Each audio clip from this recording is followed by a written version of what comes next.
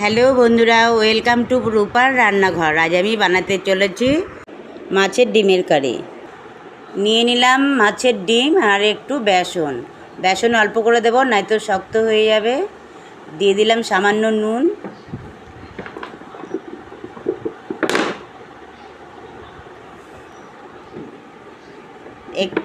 অল্প করে হলুদ গুঁড়ো,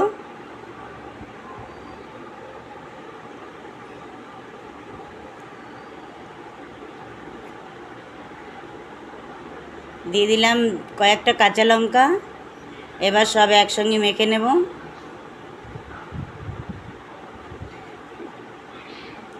ডিমটাকে ভালো করে মেখে নেব। এবার কাঁচা লঙ্কা, ডিম, নুন, বেসন দিয়ে অল্প বেসন দিয়ে মাখলে পরে ভালো হয়, ডিমটা বেশ নরম হয়। বেসন বেশি দিলে আবার শক্ত হয়ে যাবে। কড়াইটা গরম হয়ে গেছে, এবার ডিমগুলো দিয়ে দিচ্ছি। একে একে ডিমগুলো সব ছেড়ে দেবো কড়াইতে। অল্প তেল দিয়েছি, নয়তো বেশি তেল দিলে ফেনা উঠে যাবে। আমার ডিমগুলো ভাজা হয়ে যাচ্ছে, নেড়ে চেড়ে দিচ্ছি, উল্টে দিচ্ছি। এবার নামিয়ে নিচ্ছি ডিমগুলো।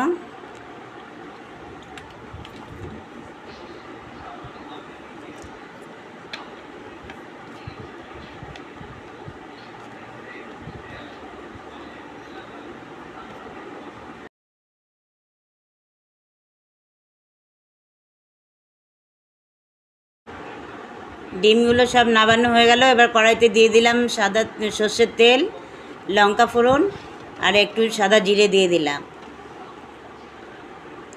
এরপর দিয়ে দেবো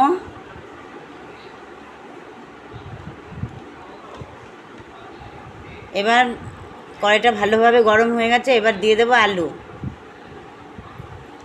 আলুগুলো নেড়ে চেড়ে বেশ লাল লাল করে ভেজে নেব। দিয়ে দিলাম লবণ,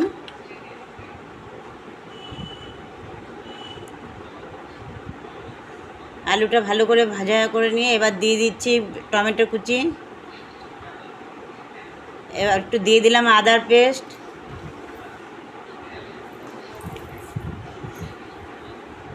আর দিয়ে দিচ্ছি কাঁচা লঙ্কা চিড়ে। এবার ভালো করে নাড়িয়ে নিচ্ছি।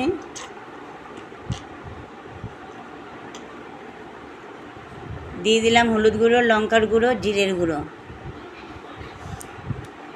একটু জল দিয়ে দিলাম। এবার ভালো করে কষিয়ে নিচ্ছি মশলাটাকে। দিয়ে দিলাম পেঁয়াজের পেস্ট।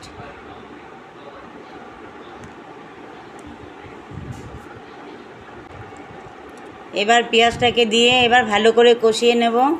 বেশ সুন্দর একটা স্মেল বেরোচ্ছে, কালারটাও খুব সুন্দর এসছে।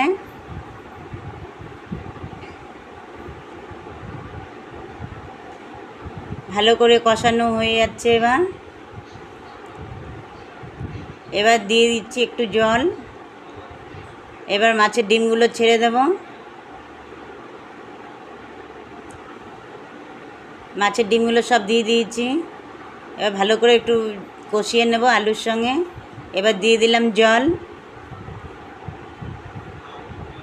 জল দিয়ে এবার কিছুক্ষণ ফুটিয়ে নেব।